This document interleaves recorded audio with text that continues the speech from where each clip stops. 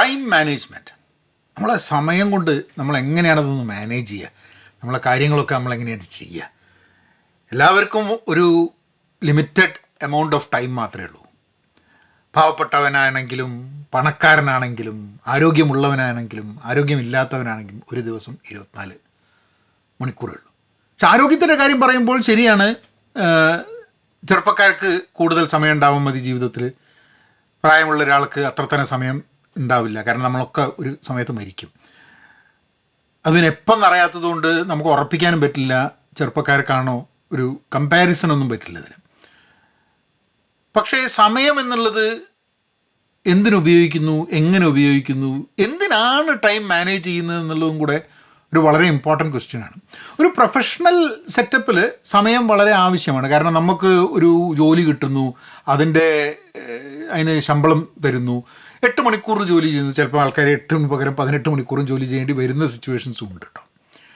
പക്ഷേ ഇപ്പോൾ കൺസൾട്ടിങ് ആണെങ്കിൽ പെർ അവറാണ് നമ്മളുടെയൊക്കെ റേറ്റ്. ഞാൻ ഇപ്പോൾ കൺസൾട്ടിങ് ചെയ്യുന്ന സമയത്ത് പെർ അവർ ഇത്ര $1 എന്ന് പറഞ്ഞിട്ടാണ് നമുക്ക് റേറ്റ്.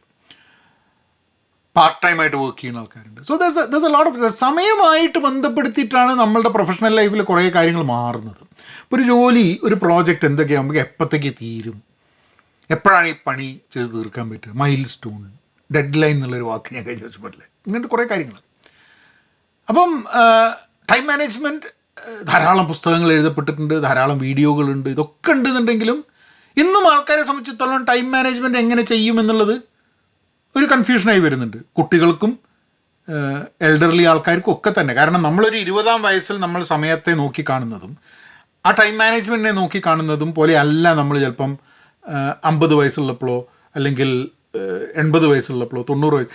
നമ്മൾ സമയത്തിനെ പറ്റിയിട്ടുള്ള കോൺസെപ്റ്റും പ്രായം ചെല്ലുന്നതോടും കൂടിയിട്ട് കുറഞ്ഞു വരും എന്നുള്ളൊരു തോന്നൽ, കുറഞ്ഞു വരുന്നില്ല, വ്യത്യസ്തമായി വരും എന്നുള്ളൊരു തോന്നൽ എനിക്ക് തോന്നാറുണ്ട്. ഒരു കോട്ട് വെച്ചിട്ട് നമുക്ക് തുടങ്ങാം.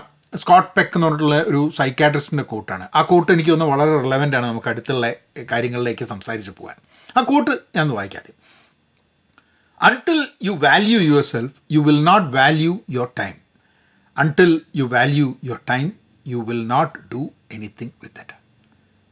Until you value yourself. നമ്മളെ പറ്റി നമുക്കൊരു മതിപ്പ് ഇല്ലാത്തോടത്തോളം കാലം നമ്മളുടെ സമയത്തിനെക്കുറിച്ച് നമുക്കൊരു മതിപ്പുണ്ടാവില്ല.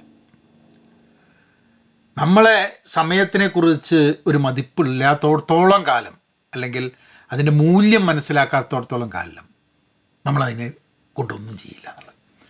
അപ്പോൾ ആദ്യം നമ്മളിൽ നിന്നാണ് ഇത് തുടങ്ങുന്നത് എന്നുള്ളൊരു വളരെ ഇൻട്രസ്റ്റിംഗ് ആയിട്ടുള്ളൊരു സംഭവമാണ്. അതായത് നമുക്ക് തോന്നണം നമുക്ക് വാല്യൂ ഉണ്ട്, നമ്മളെപ്പറ്റി മതിപ്പ് വേണം, നമുക്കൊരു മൂല്യമുണ്ട്, നമുക്ക് എന്തെങ്കിലുമൊക്കെ ചെയ്യാൻ പറ്റും എന്നൊരു തോന്നൽ നമുക്ക് വേണം.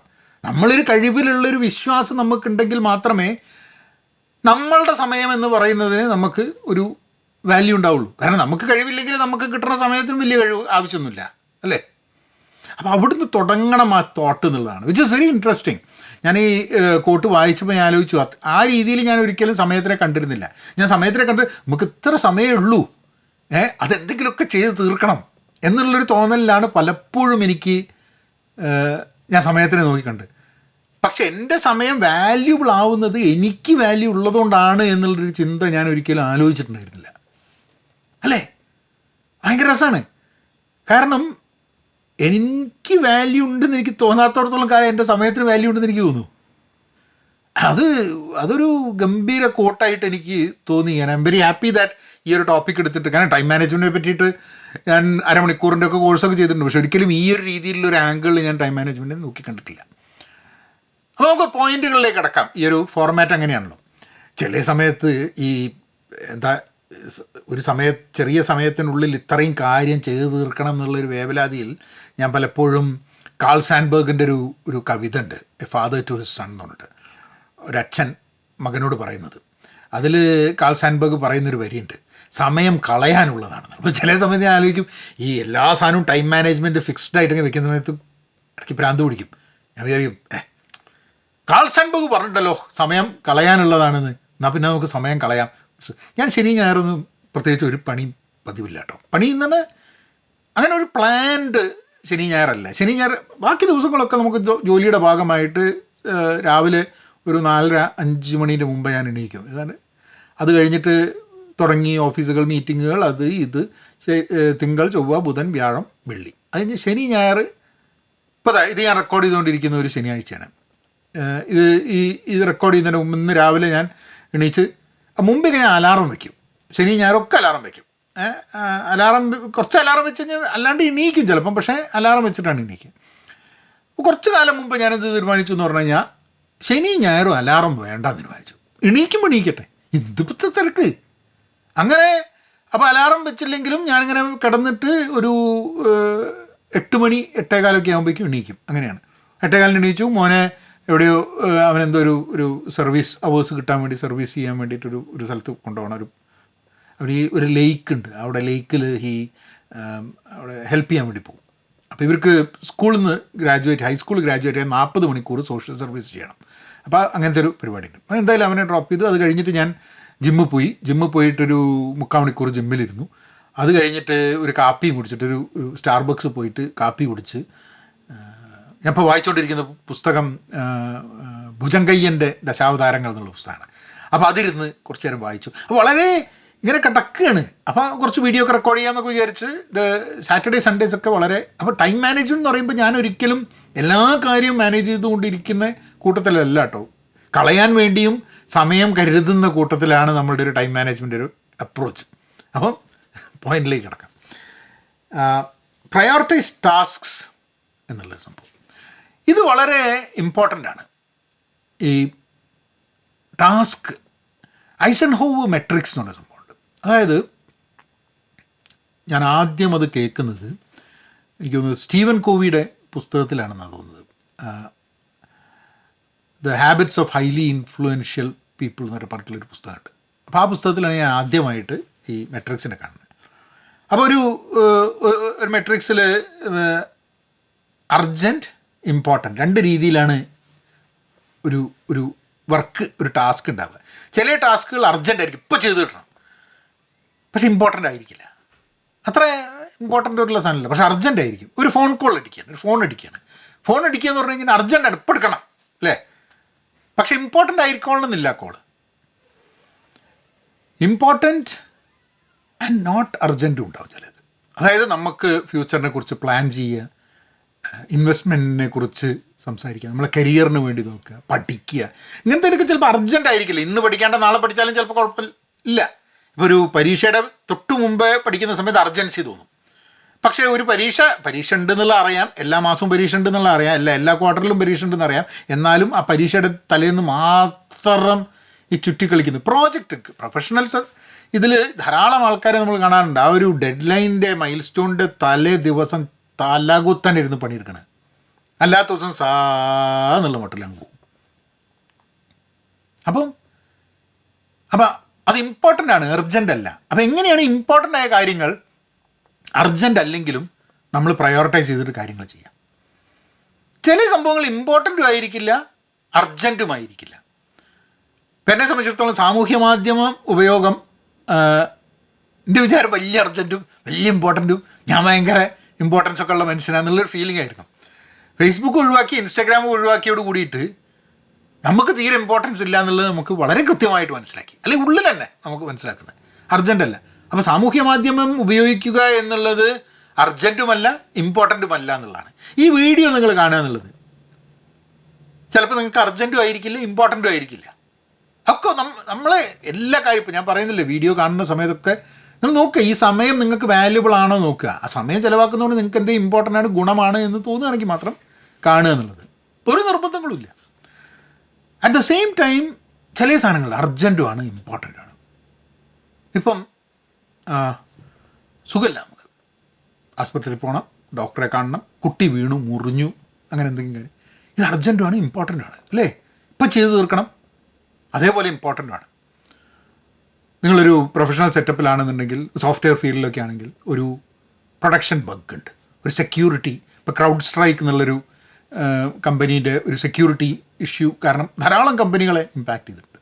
അപ്പോൾ അങ്ങനത്തെ ഒരു സെക്യൂരിറ്റി വൾനറബിലിറ്റിയും പ്രശ്നമൊക്കെ ഉണ്ടെങ്കിൽ സ്വാഭാവികമായിട്ടും ദിസ് ഈസ് വെരി ഇമ്പോർട്ടൻറ്റ്. കാരണം അത് ഏർജൻ്റാണ്, ഇപ്പം ചെയ്യണം, അല്ലെങ്കിൽ പ്രശ്നങ്ങൾ കൂടുതലാണ്. And it also becomes very important. ആ ഒരു മെട്രിക്സിൽ കൂടെ കാര്യങ്ങൾ നോക്കിക്കഴിഞ്ഞിട്ടുണ്ടെങ്കിൽ നമുക്ക് ടാസ്ക് പ്രയോറിറ്റൈസ് ചെയ്യാൻ എളുപ്പമാണ്. ഇതാണോ ആദ്യം ചെയ്യേണ്ടത്, അല്ല അതാണോ ആദ്യം ചെയ്യേണ്ടത്, അപ്പോൾ ഇതിൽ ഏതാണ്? അപ്പോൾ ഏറ്റവും കൂടുതൽ പ്രയോറിറ്റി വരുന്നത് അർജൻറ്റ് ആൻഡ് ഇമ്പോർട്ടൻ്റ് ആണ്. പിന്നെ നോട്ട് ഏർജൻറ്റ് ആൻഡ് ഇമ്പോർട്ടൻ്റ് ആയിട്ടുള്ള സംഭവങ്ങൾ.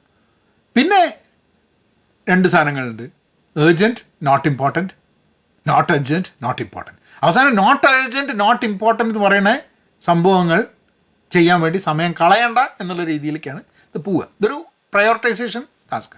അങ്ങനെ ചെയ്ത് കഴിഞ്ഞാൽ നമ്മളെ സമയത്തിന് നമ്മളുടെ ഉള്ള സമയം നമ്മളിപ്പോൾ 8 മണിക്കൂറോ 4 മണിക്കൂറോ 3 മണിക്കൂറോ എത്ര കൊടുക്കുന്നത് വെച്ചാൽ അതിൽ ഏറ്റവും ഏർജൻറ്റും ഇമ്പോർട്ടൻറ്റും ഏറ്റവും ഇമ്പോർട്ടൻറ്റും അർജൻറ്റ് അല്ലെങ്കിൽ ഇമ്പോർട്ടൻ്റ് ആയിട്ടുള്ള കാര്യങ്ങൾക്ക് വേണ്ടി നമ്മൾ സമയം ചിലവാക്കാൻ വേണ്ടിയിട്ട് നോക്കുന്നുള്ളത്. അതാണ് പ്രയോറിറ്റൈസേഷൻ, ടാസ്ക് പ്രയോറിറ്റൈസേഷൻ ആവശ്യമുള്ളത്. ഇതിനകത്ത് യൂസ് ടൈം ബ്ലോക്കിംഗ് ടെക്നിക്സ്. സമയം ബ്ലോക്ക് ചെയ്യുക എന്നുള്ളത് വലിയ ഇമ്പോർട്ടൻ്റ് ആണ്. അജൈൽ മെത്തഡോളജിയിൽ നിങ്ങൾക്ക് അറിയാമെന്നുണ്ടെങ്കിൽ അല്ലെങ്കിൽ നിങ്ങൾ കോഴ്സ് ചെയ്തിട്ടുണ്ടെങ്കിൽ സ്ക്രമിനെ കുറിച്ചാണ് ഞാൻ കൂടുതൽ സംസാരിക്കുന്നത്. അപ്പോൾ സ്ക്രമ്മിലുള്ളൊരു സംഭവം ഒരു സ്പ്രിൻ്റ് എന്ന് പറഞ്ഞൊരു സംഭവമുണ്ട്. അതായത് ഒരാഴ്ച മുതൽ 4 ആഴ്ച, 2 ആഴ്ചയാണ് കൂടുതൽ കോമൺ ആയിട്ടുള്ളത്. 2 ആഴ്ചയിൽ നമ്മൾ എന്തെങ്കിലും സാധനം ചെയ്യാൻ തീരുമാനിക്കുന്നു, 2 ആഴ്ചയിൽ ചെയ്യുന്നു, അത് കഴിഞ്ഞ് നമ്മൾ തിരിഞ്ഞു നോക്കുന്നു എങ്ങനെ ഉണ്ടായിരുന്നു, എന്നിട്ട് അടുത്ത 2 ആഴ്ചയിലേക്ക് കിടക്കുന്നു. അപ്പോൾ 2 ആഴ്ചൻ്റെ ഘടുവിലാണ് കാര്യങ്ങൾ ഇങ്ങനെ നീങ്ങിപ്പോണത്. അപ്പോൾ ഈ time boxing is very important. ഇതിലൊരു ടൊമാറ്റോമീറ്റർ എന്ന് പറഞ്ഞൊരു ഒരു മെത്തേഡ് ഉണ്ട്. അതെന്താണെന്ന് പറഞ്ഞു കഴിഞ്ഞിട്ടുണ്ടെങ്കിൽ ഒരു ടൊമാറ്റോൻ്റെ ഷേപ്പിലുള്ള ഒരു അലാറം, അതിൽ നിന്നാണ് ഈ പേര് വരുന്നത്. അതിങ്ങനെ 20 മിനിറ്റിൻ്റെ സമയം. അപ്പോൾ നമ്മൾ എന്തെങ്കിലും ഒരു കാര്യം ചെയ്യും, പുസ്തകം വായിക്കുക, അല്ലെങ്കിൽ നമുക്ക് കോൺസെൻട്രേഷൻ വേണ്ട എന്തെങ്കിലും ഒരു പണി ഉണ്ടെങ്കിൽ അത് 20 മിനിറ്റിൻ്റെ ഒരു ടൈമറുണ്ട്.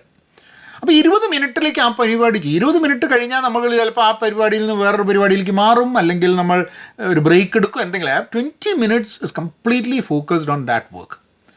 ആ ഒരു ടൈം ബോക്സ് സംഭവം അത് ചിലപ്പം ഒരു കാര്യം ചെയ്യും. ഇപ്പോൾ ഞാനിപ്പോൾ ഒരു പുസ്തകം എടുത്തിട്ട് വായിക്കുക. പുസ്തകം വായിക്കാൻ തുടങ്ങുന്ന സമയത്ത് എത്ര നേരം വായിക്കണം എന്നുള്ളതിന് പകരം 20 മിനിറ്റിൻ്റെ ഒരു അലാറം വയ്ക്കുക, എന്നിട്ട് ഇത് വായിക്കുക.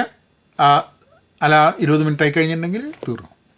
വേണമെങ്കിൽ നമുക്ക് അടുത്തൊരു 20 മിനിറ്റ്, അങ്ങനത്തെ ടൈം ബോക്സ് ചെയ്തിട്ട് കാര്യങ്ങൾ ചെയ്യുക എന്നത്. അപ്പോൾ നമുക്ക് ആ ഒരു സമയത്ത് വേറെ ചിന്തകൾ വരില്ല. ഇപ്പോൾ എനിക്കൊക്കെ ഒരു ഫോൺ എടുത്ത് വെച്ചിട്ട്, പ്രത്യേകിച്ച് കൂടുതലും സാമൂഹ്യ മാധ്യമങ്ങൾ ധാരാളമായി ഉപയോഗിച്ചിരുന്ന സമയമാണ് കേട്ടോ, ഫോൺ സൈഡിൽ വെച്ചിട്ട് പുസ്തകം വായിക്കാൻ തുടങ്ങി കഴിഞ്ഞിട്ടുണ്ടെങ്കിൽ ഇങ്ങനെ എടുത്തുകൊണ്ട് വെക്കും ഫോൺ, ഇങ്ങനെ ഇടയ്ക്കിടയ്ക്ക്. ഒന്നുമില്ല, നമ്മളെന്തോ ഭയങ്കര ഇമ്പോർട്ടൻറ്റ് മനുഷ്യനാണ് ഈ ലോകത്ത്. കാരണം എന്താ വെച്ചാൽ കുറച്ച് നേരം ഫോൺ എടുത്തില്ലെങ്കിൽ ലോകം തന്നെ ഇടിഞ്ഞ് ഇല്ലാണ്ടായി പോകുന്നൊക്കെയുള്ള നിത്യധാരണയായിരിക്കാൻ മതി. അതല്ല, ശരിക്കും പറഞ്ഞ ഒരു ഹാബിറ്റാണ്. ഒരു തരം അങ്ങനെ ഫോണിൽ എടുത്ത് നോക്കുക. കാരണം നമ്മളെ ഫോക്കസ് ഇതിലേക്ക് വരുന്നില്ല, എപ്പോഴും ഫോണിലേക്കാണ് ഫോക്കസ് വരുന്നത്. അപ്പോൾ അതിനുവേണ്ടി ചില കാര്യങ്ങളൊക്കെ ഫോണൊക്കെ ദൂരെ എടുത്ത് വയ്ക്കുക. ഈ അലാറം ഫോണിലല്ലാണ്ട് സെറ്റ് ചെയ്യാൻ പറ്റുമെന്നുള്ളതുണ്ട്. പല ആൾക്കാരും ഇപ്പോൾ പറയുന്നതെന്ന് വെച്ചാൽ ടൈം മാനേജ്മെൻറ്റ് ചെയ്യണമെന്നുണ്ടെങ്കിൽ ഈ ഫോണിൽ അലാറം ഫിക്സ് ചെയ്യുന്നതിന് പകരം വളരെ കൃത്യമായിട്ടുള്ള അനലോഗ് ഫോണ് അറേഞ്ച് ചെയ്യാന്നുള്ളത്. ഇപ്പോൾ മറ്റേ വാച്ചുകളുണ്ടെങ്കിൽ, ഇപ്പം സ്മാർട്ട് വാച്ച് ആണെന്നുണ്ടെങ്കിൽ അതിൽ തന്നെ നമുക്ക് ഫിറ്റ് ചെയ്യാം, ഫോണിൻ്റെ ആവശ്യം വരുന്നില്ല.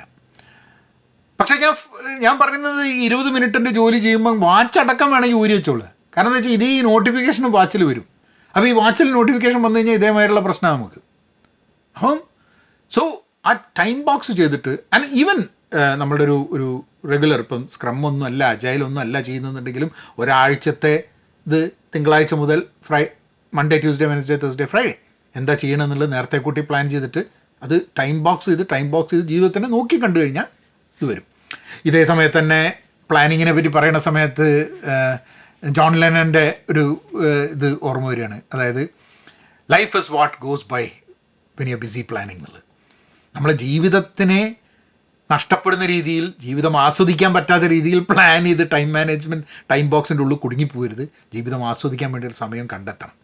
അപ്പം എവിടെയെങ്കിലുമൊക്കെ ജോൺ ലെനൻ്റെയും കാൾ സാൻബർഗിൻ്റെയും അടുത്തും സ്റ്റീവൻ കോവിൻ്റെയും ഒക്കെ ഇടയിൽ എവിടെയൊക്കെയാണ് നമ്മളുടെ ജീവിതങ്ങളൊക്കെ കളിക്കുന്നത്. ഓരോ അറ്റത്തേക്ക് നീങ്ങിക്കഴിഞ്ഞാൽ ഉണ്ടാകുന്ന പ്രശ്നങ്ങളും ഉണ്ട്. എപ്പോഴും ഓരോ എക്സ്ട്രീമിലേക്ക് പോയി കഴിഞ്ഞിട്ടുണ്ടെങ്കിൽ ഉണ്ടാകുന്ന ദോഷങ്ങൾ അതിൻ്റേതായിട്ടുള്ള ഇതുണ്ടെന്നുള്ളതാണ്. മൂന്നാമത്തെ, മിനിമൈസ് ഡിസ്ട്രാക്ഷൻസ്. ഇത് ഞാൻ ആക്ച്വലി നേരത്തെ പറയുന്നതിൻ്റെ ഭാഗമായിട്ട് തന്നെ പറഞ്ഞു. ആ ഡിസ്ട്രാക്ഷൻസ് മിനിമൈസ് ചെയ്യുന്നത്. നമ്മളുടെ ഏറ്റവും വലിയ ഡിസ്ട്രാക്ഷൻ വരുന്നത് ഈ ഫോണിൻ്റെ ഒരു സംഭവമാണ്. നമുക്ക് വളരെ ഈസി ആയിട്ട് റിമൂവ് ചെയ്യാൻ പറ്റുന്നൊരു ഡിസ്ട്രാക്ഷൻ. പിന്നൊരു ഡിസ്ട്രാക്ഷൻ പലപ്പോഴും എനിക്ക് തോന്നിയിട്ടുള്ളത്, ഞാൻ പുസ്തകം വായിക്കുന്ന സമയത്ത് ഞാൻ ഏതാണ്ട് ഒരു മണിക്കൂർ വായിക്കാൻ വേണ്ടി ശ്രമിക്കാറുണ്ട് എല്ലാ ദിവസവും. പക്ഷേ ഞാനൊരു അത്ര ഫാസ്റ്റ് റീഡർ അല്ല. ഒരു ഹാബിറ്റോട് കൂടിയിട്ട് വായിച്ച് നോക്കുന്നൊരു വ്യക്തിയല്ല. പക്ഷേ ഭയങ്കര ഒരു സ്ട്രഗിളും പരിശ്രമം തന്നെയാണ് വായിക്കുക എന്ന് പറഞ്ഞു കഴിഞ്ഞാൽ. പക്ഷെ എന്നാലും ഇപ്പം ഒരു വർഷം ഞാൻ അങ്ങനെ എത്ര പുസ്തകം വായിക്കുന്നൊക്കെ ഒരു ഇതുണ്ടാക്കിയിട്ട് ഞാൻ ഏതാണ്ട് 52 പുസ്തകം വായിക്കേണ്ടായിരുന്നു ഒരു വർഷം. പക്ഷേ എല്ലാ സമയത്തും അങ്ങനെ വായിക്കലെന്നുള്ളത് ബുദ്ധിമുട്ടാണ്. പക്ഷെ എന്നാലും എനിക്ക് തോന്നുന്നത് ഒരു 20-25 പുസ്തകമൊക്കെ എല്ലാ വർഷവും വായിച്ച് തീർക്കാറുണ്ട്. അതിപ്പോൾ ആലോചിക്കുമ്പോൾ വലിയൊരു സംഭവമൊന്നും വിചാരിക്കേണ്ട ആവശ്യമില്ല കേട്ടോ. കാരണം ഒരു പുസ്തകത്തിന് 200 പേജാണ്. നിങ്ങളൊരു ദിവസം 10 പേജ് വായിക്കുന്നുണ്ടെങ്കിൽ 20 ദിവസം കൊണ്ട് ഒരു പുസ്തകം തീർക്കാൻ പറ്റും. അപ്പം ഞാൻ ഇപ്പോഴൊക്കെ പുസ്തകം വായിക്കുന്ന സമയത്ത് ടൈം മാനേജ്മെൻറ്റിൻ്റെ ഭാഗമായിട്ട് പറയാൻ പറ്റുന്നൊരു സംഭവം തന്നെയാണ്. Some of the books I don't read, I listen to. അപ്പം അങ്ങനെ 2 രീതിയിൽ നമുക്ക് കൺസ്യൂം ചെയ്യാനും നമുക്ക് പുസ്തകങ്ങളിലുള്ള വിവരങ്ങൾ മനസ്സിലാക്കാനും കഴിയുമെന്നുള്ളതാണ്. വേറെ ഞാൻ ഇൻട്രസ്റ്റിംഗ് ആയിട്ടുള്ളൊരിത് വെച്ചത്, ഞാൻ ഇടയ്ക്ക് ലൈബ്രറിയിൽ നിന്നൊരു പുസ്തകം എടുക്കും. ആ പുസ്തകത്തിൻ്റെ തന്നെ ഓഡിയോ ബുക്കും എനിക്ക് ഇപ്പോൾ ലൈബ്രറിയിൽ നിന്ന് കിട്ടും. അപ്പോൾ ഞാനിത് രണ്ടും കൂടിയിട്ട് ഇടയ്ക്ക് വായിക്കും, വീട്ടിലുള്ളപ്പോൾ വായിക്കും, വണ്ടി ഓടിക്കുമ്പോൾ കേൾക്കും, ജിമ്മിൽ പോകുമ്പോൾ കേൾക്കും, അല്ലെങ്കിൽ വായിക്കും, അങ്ങനെയും ചെയ്ത് നോക്കിയിട്ടുണ്ട്. So there's a lot of different ways you can actually, reading is just one point that I was making. പക്ഷേ the important factor is നമുക്ക് ഡിസ്ട്രാക്ഷൻസ് ഒഴിവാക്കണം എന്നുള്ളത്. ഇപ്പം പുസ്തകം വായിച്ചുകൊണ്ടിരിക്കുന്ന സമയത്ത് ഞാനിങ്ങനെ എൻ്റെ മനസ്സ് ഇങ്ങനെ പോവും, എവിടേക്കെങ്കിലുമൊക്കെ പോവും. പിന്നെ 2-3 പാരഗ്രാഫ് കഴിഞ്ഞിട്ടൊക്കെയാണ് ഇത് വായിച്ചുകൊണ്ടിരിക്കുകയല്ലേ, എന്നിട്ട് മുകളിൽ പോയിട്ട് വേണം. അതെന്തുകൊണ്ടാണ് നോക്കിക്കഴിഞ്ഞിട്ടുണ്ടെങ്കിൽ നമ്മളെ മനസ്സ് ചഞ്ചലമാവുന്നത് കൊണ്ടാണുള്ളത്. കാരണം ചിലപ്പോൾ കുറേ ചിന്തകൾ മനസ്സിലുണ്ടായിരിക്കാൻ മതി, അത് ടെൻഷനായിരിക്കാൻ മതി, സ്ട്രെസ്സായിരിക്കാൻ മതി, അങ്ങനെ പല കാര്യങ്ങളും ആയിരിക്കാൻ മതി. മെഡിറ്റേഷൻ നല്ലതെന്ന് പറയുന്നത് കേട്ടിട്ടുണ്ട്. ഞാനത് ചെയ്യാൻ തുടങ്ങി, പക്ഷെ പിന്നെ അത് മുന്നോട്ട് കൊണ്ടുപോകാൻ പറ്റാതെ അത് വീണ്ടും കൊണ്ടുവരണമെന്നുണ്ട്. ചിലപ്പം നോട്ട് ഏർജൻറ്റ് ബട്ട് ഇമ്പോർട്ടൻറ്റ് പോലുള്ള കാര്യങ്ങളായിരിക്കാൻ മതി. നമ്മൾ പ്രയോറിറ്റൈസ് ചെയ്യാത്തത് കൊണ്ടായിരിക്കാൻ മതി. 10 മിനിറ്റൊക്കെയാണ്. ഞാനൊരു മെഡിറ്റേഷൻ്റെ ഒരു ഇതിന് പോയപ്പോൾ ഒരു പറഞ്ഞ് രാവിലെ ഒരു 10 മിനിറ്റ്, വൈകുന്നേരം 10 മിനിറ്റ്, ആകെ 20 മിനിറ്റ് ജീവിതത്തിൽ ദിവസം ചെയ്യാൻ പറയുന്നുള്ളൂ. പക്ഷെ എന്നാൽ ആ 20 മിനിറ്റ് പോലും നമുക്ക് കിട്ടുന്നില്ല. അതിനേക്കാളും കൂടുതൽ സമയം ഇൻസ്റ്റഗ്രാമുള്ള സമയത്ത് റീല് സ്ക്രോൾ ചെയ്ത് പൂക്കുമായിരുന്നു. അടുത്തത്, സെറ്റ് റിയലിസ്റ്റിക് ഡെഡ്ലൈൻസ്. ഡെഡ്ലൈൻ എന്നുള്ള വാക്ക് ഇഷ്ടമല്ലെങ്കിലും ധാരാളം ഇതിൽ വന്നുകൊണ്ടിരിക്കും. നമ്മളുടെ എന്തെങ്കിലും ഒരു കാര്യം ചെയ്യാൻ വേണ്ടി ഒരു ടൈം ബോക്സ് ചെയ്യുന്ന സമയത്ത് ആ ഒരു time box it should be realistic എന്നുള്ളതാണ്. നമ്മളൊരു ദിവസം കൊണ്ട്, അത് പലപ്പോഴും പ്രൊഫഷണൽ ഫീൽഡിലൊക്കെ ആൾക്കാർക്ക് ഉണ്ടാകുന്നൊരു സംഭവമുണ്ട്. ഇപ്പോൾ ഞാനൊരു സോഫ്റ്റ്വെയർ രീതിയിൽ ഒരു മെറ്റഫോർ എടുക്കാം. നിങ്ങൾ സോഫ്റ്റ്വെയർ ഫീൽഡിലല്ലെങ്കിൽ അപ്പം ചിലപ്പോൾ മനസ്സിലാക്കാൻ കുറച്ച് ബുദ്ധിമുട്ടുണ്ട്. പക്ഷെ എന്നാൽ I try to explain in a very simple way. ഒരു കാര്യം ചെയ്തു തീർക്കണം. ഒരാൾ ചോദിക്കുകയാണ്, ഇത് ചെയ്യാൻ എത്ര സമയം എടുക്കുമെന്ന് ചോദിക്കുകയാണ്. അയാൾ പറഞ്ഞു വീക്കെൻഡ് ആകുമ്പോഴേക്കും ചെയ്തു തീർക്കാൻ. വീക്കെൻഡ് എന്ന് പറഞ്ഞാൽ 5 ദിവസമുണ്ട്, 5 ദിവസത്തിൽ ചെയ്ത് തീർക്കാൻ. ചിലപ്പോൾ 5 ദിവസത്തിൽ ചെയ്ത് തീർക്കാൻ പറ്റുന്നുണ്ടാവില്ല. എന്തൊക്കെ ചെയ്യണം എന്നുള്ളതിനെ കുറിച്ച് ഒരു വ്യക്തത ഉണ്ടാവില്ല. അപ്പം ആ വ്യക്തത ഇല്ലാതെ ഇരിക്കുന്ന സമയത്ത് ഏറ്റവും വലിയ പ്രശ്നം പറ്റുന്നത് എന്താണെന്ന് പറഞ്ഞു കഴിഞ്ഞാൽ, 2 ദിവസം ഇതിൽ ചെയ്യുമ്പോഴാണ് മനസ്സിലാവുന്നത് ഇതാണ് 5 ദിവസത്തെ പണിയല്ല, ഇതൊരു 15 ദിവസത്തെ പണിയാന്നുള്ളത്. അപ്പോൾ 5 ദിവസം എന്ന് പറഞ്ഞ സ്ഥലത്ത് പോയിട്ട് വീണ്ടും മാറ്റി എഴുതണം. അപ്പോൾ അതിന് നമുക്ക് ചെയ്യാൻ പറ്റുന്നൊരു സംഭവം, നേരത്തെ കൂട്ടി നമ്മൾ ചെയ്യാൻ പോകുന്ന കാര്യങ്ങളെക്കുറിച്ച് അതിൻ്റെ കൃത്യമായിട്ടുള്ള അതിനെപ്പറ്റി വ്യക്തത ക്രിയേറ്റ് ചെയ്ത് കഴിഞ്ഞാൽ നമുക്ക് ഈ പറയാൻ പോകുന്ന സമയം കൂടുതൽ റിയലിസ്റ്റിക് ആയിരിക്കുന്നുള്ളത്. റിയലിസ്റ്റിക് ആവണം എന്നുള്ളതാണ്. ഞാൻ എൻ്റെ എക്സ്പീരിയൻസിൽ ഞാൻ കണ്ടിട്ടുള്ളത്, സോഫ്റ്റ്വെയർ എഞ്ചിനീയേഴ്സിനോട് പലപ്പോഴും ഇപ്പോൾ റിക്വയർമെൻറ്റ് എന്ന് പറയും, എന്താണ് സോഫ്റ്റ്വെയർ ഡെവലപ്പ് ചെയ്യേണ്ടതെന്നുള്ള റിക്വയർമെൻറ്റ്, യൂസർ സ്റ്റോറി, എപ്പിക് എന്നൊക്കെ പറയുന്നത്. അതിലുള്ളൊരു സാധനമാണ് ആക്സെപ്റ്റൻസ് ക്രൈറ്റീരിയ എന്ന് പറയുന്നത്. നിങ്ങൾ കോഴ്സ് ചെയ്തിട്ടുണ്ടെങ്കിൽ, അജൈൽ കോഴ്സ് ചെയ്തിട്ടുണ്ടെങ്കിൽ നിങ്ങൾക്ക് അറിയാം. ആക്സെപ്റ്റൻസ് ക്രൈറ്റീരിയ എന്താണെന്ന് പറഞ്ഞു കഴിഞ്ഞാൽ, ഞാൻ നിങ്ങളോട് ഒരു കാര്യം ചെയ്യാൻ പറയുന്നു, നിങ്ങൾ ചെയ്ത് എന്നോട് പറയുമ്പോൾ ഞാനത് ഓക്കെ, റൈറ്റ്, ശരിയാണ്. അപ്പോൾ എങ്ങനെയാണ് ഞാൻ നിങ്ങളുടെ ജോലി ശരിയാണ് എന്ന് ഞാൻ തീരുമാനിക്കുന്നത്, അതാണ് ഹൗ ഡു ഐ ആക്സെപ്റ്റ്. അതിനുള്ള ക്രൈറ്റീരിയ എന്താണെന്നുള്ളതാണ് ആക്സെപ്റ്റൻസ് ക്രൈറ്റീരിയ.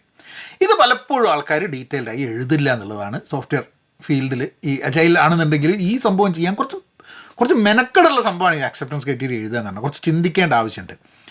അത് എഴുതാത്തതുകൊണ്ട് ചിലപ്പം സോഫ്റ്റ്വെയർ എഞ്ചിനീയേഴ്സ് എന്ത് പറയുന്ന, ഇത് എഴുതിയില്ലെങ്കിൽ കുഴപ്പമില്ല, ഞങ്ങൾ ഡെവലപ്പ് ചെയ്യാം. അപ്പോൾ അതൊരു സോഫ്റ്റ്വെയർ ആൾക്കാരുടെ ഒരു മെൻറ്റാലിറ്റി പലപ്പോഴും എന്താണെന്ന് പറഞ്ഞാൽ, നമുക്ക് പ്രശ്നങ്ങൾ വഴിയിൽ വെച്ച് കണ്ടെത്താം എന്നുള്ള രീതിയിൽ അങ്ങ് ചെയ്യും. നമുക്കൊരു പണി നമ്മളെ ഏൽപ്പിച്ച് കഴിഞ്ഞിട്ടുണ്ടെങ്കിൽ ഇതെങ്ങനെ ചെയ്യുമെന്നുള്ള അതിൻ്റെ സ്റ്റാർട്ട് ടു എൻഡ് നമ്മൾ വിഷ്വലൈസ് ചെയ്തിട്ടില്ലെങ്കിൽ നമ്മൾ വിചാരിക്കും എങ്ങനെയെങ്കിലുമൊക്കെ ഇത് ചെയ്ത് തീർക്കാമെന്നുള്ളത്. പക്ഷേ ഒരിക്കലും അപ്പം നമ്മൾ കൊടുക്കുന്ന സമയം റിയലിസ്റ്റിക് ആവില്ല എന്നുള്ള പ്രശ്നമുണ്ട്. പിന്നെ ഞാൻ പലപ്പോഴും പ്രൊഫഷണൽ പ്രോജക്റ്റുകളെ പറ്റി ആലോചിക്കുന്ന സമയത്ത് ഞാൻ കണ്ടിട്ടുള്ളൊരു സംഭവം, ആൾക്കാർ ഒരു 3 മാസം കഴിഞ്ഞിട്ടുള്ളൊരു ഡേറ്റ് കൊടുക്കാനാണെങ്കിൽ ആൾക്കാർ വളരെ ഈസി ആയിട്ട് കൊടുക്കും.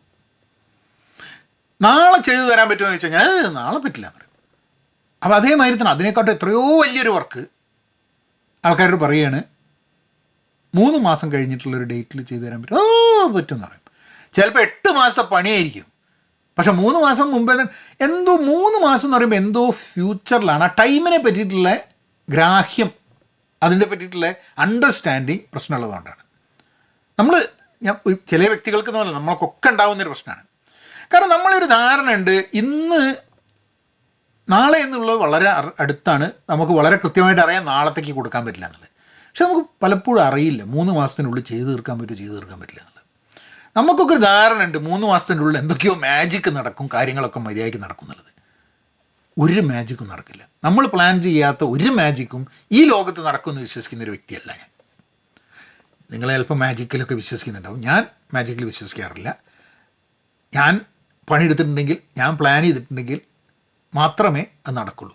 ലക്ക് കൊണ്ട് ചില കാര്യങ്ങളൊക്കെ നടക്കും, പക്ഷെ ലക്ക് നമുക്ക് ഒരിക്കലും റിപ്പീറ്റ് ചെയ്യാൻ പറ്റില്ല, അല്ലേ?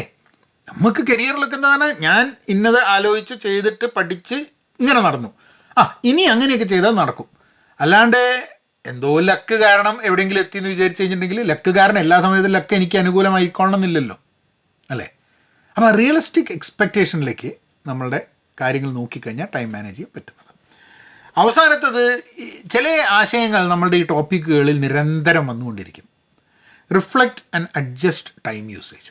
അപ്പോൾ നമ്മൾ ഒരു 2 ആഴ്ചേൻ്റെ ഇതിലാണ് നമ്മൾ ഇന്ന കാര്യങ്ങൾ ചെയ്യാൻ തീരുമാനിച്ചു. ഇടയ്ക്കിടയ്ക്ക് നമ്മൾ റിഫ്ലക്റ്റ് ചെയ്യണം. നമ്മൾ വിചാരിക്കുന്ന പോലെ തന്നെ നമുക്ക് കാര്യങ്ങൾ ചെയ്തു തീർക്കാൻ പറ്റുന്നുണ്ടോ? പുസ്തക വായനയായാലും ഒരു ജോലി ചെയ്തു തീർക്കുന്നതായാലും ഒക്കെ തന്നെ നമുക്ക് വിചാരിച്ച മാതിരി നമ്മൾ പ്ലാൻ ചെയ്യുന്ന പോലെ നമുക്ക് എഫക്റ്റീവായിട്ട് ആ സമയത്തിന് ഉപയോഗിക്കാൻ പറ്റുമോ എന്നുള്ളൊരു ചോദ്യമുണ്ട്. അത് ഇടയ്ക്കിടയ്ക്ക് റിഫ്ലക്റ്റ് ചെയ്തില്ലെങ്കിൽ ഉണ്ടാവുന്നൊരു പ്രശ്നം, നമ്മളുടെ ഫണ്ടമെൻ്റൽ ടൈം മാനേജ്മെൻറ്റ് ആക്ടിവിറ്റീസ് ഇതാവും. അപ്പോൾ പോയിൻ്റുകളിലേക്ക് ഒന്നും കൂടെ കിടക്കാം. Prioritise tasks, urgent important, urgent not urgent important, urgent not important, not urgent not important. അങ്ങനെയുള്ള മെട്രിക്സ് കൂടെ നോക്കിയിട്ട് ടാസ്കുകൾ, കാര്യങ്ങൾ പ്രയോറിറ്റൈസ് ചെയ്യുക. ടൈം ബ്ലോക്കിംഗ് ടെക്നിക്സ്, 20 മിനിറ്റ് സമയം എടുക്കുക, അല്ലെങ്കിൽ ആഴ്ചയിൽ 2 ആഴ്ചയിൽ പ്ലാൻ ചെയ്തിട്ട് അങ്ങനെ കാര്യങ്ങൾ ചെയ്യുക. ഡിസ്ട്രാക്ഷൻസ് ഒഴിവാക്കുക, ഫോണ്, ആ ചിന്ത ഈ ചിന്ത, അങ്ങനത്തെ കുറേ കാര്യങ്ങൾ, ഡിസ്ട്രാക്ഷൻസ് ഒഴിവാക്കാൻ വേണ്ടിയിട്ടുള്ള കാര്യങ്ങൾ. റിയലിസ്റ്റിക് ആയിട്ടുള്ള ടൈം ലൈൻ കൊടുക്കുക. അതായത് നമുക്ക് ചെയ്യാൻ പറ്റുമോ, എങ്ങനെയാണ് നമ്മളുടെ ഒരു കാര്യം ചെയ്യണമെന്നുണ്ടെങ്കിൽ അതിനെ പറ്റിയിട്ടുള്ള ധാരണ, അതിനെപ്പറ്റി വ്യക്തത ഉണ്ടാക്കുക, എന്താ ചെയ്യേണ്ടതെന്നുള്ളതിനെപ്പറ്റി വ്യക്തത കൂടുന്നതോടും കൂടി നമ്മളുടെ ടൈം ലൈൻസ് കൂടുതൽ റിയലിസ്റ്റിക് ആവാൻ സാധ്യതയുണ്ടെന്നുള്ളത്. പിന്നെ റിഫ്ലക്റ്റ്, ചിന്തിക്കുക, നമ്മൾ ചെയ്തൊരു പണി എങ്ങനെ സമയം ഉപയോഗിച്ചു എന്നുള്ളത് ഇടയ്ക്ക് റിഫ്ലക്റ്റ് ചെയ്യുക, എന്നിട്ട് കറക്റ്റ് ചെയ്യുക, അഡ്ജസ്റ്റ് ചെയ്യുക, മുന്നോട്ട് പോവുക. ഇത്രയും കാര്യങ്ങളാണ്. ഇത്രയും കേട്ടിട്ട് നിങ്ങൾക്ക് ചാനൽ സബ്സ്ക്രൈബ് ചെയ്യാൻ തോന്നുന്നുണ്ടെങ്കിൽ തീർച്ചയായിട്ടും ചെയ്യുക. അടുത്ത ടോപ്പിക് എന്താണെന്ന് കൂടെ പറയാം. അടുത്ത ടോപ്പിക്ക് ഞാൻ സംസാരിക്കാൻ എനിക്ക് പ്ലാനുള്ളത് നെറ്റ്വർക്കിംഗ് എന്നുള്ള സംഭവം. കാരണം ബിസിനസ്സിൽ, പ്രൊഫഷണൽ, പേഴ്സണൽ ലൈഫിലൊക്കെ നെറ്റ്വർക്കിംഗ് വളരെ ഇമ്പോർട്ടൻ്റ് ആണ്. അതുമായി ബന്ധപ്പെട്ട് കുറച്ച് രസകരമായ കഥകളും ഉണ്ട് എനിക്ക് ഷെയർ ചെയ്യാൻ. അപ്പം അടുത്ത ടോപ്പിക്ക് നെറ്റ്വർക്കിംഗ് ആണ്. നമ്പർ എങ്ങനെയാക്കാം.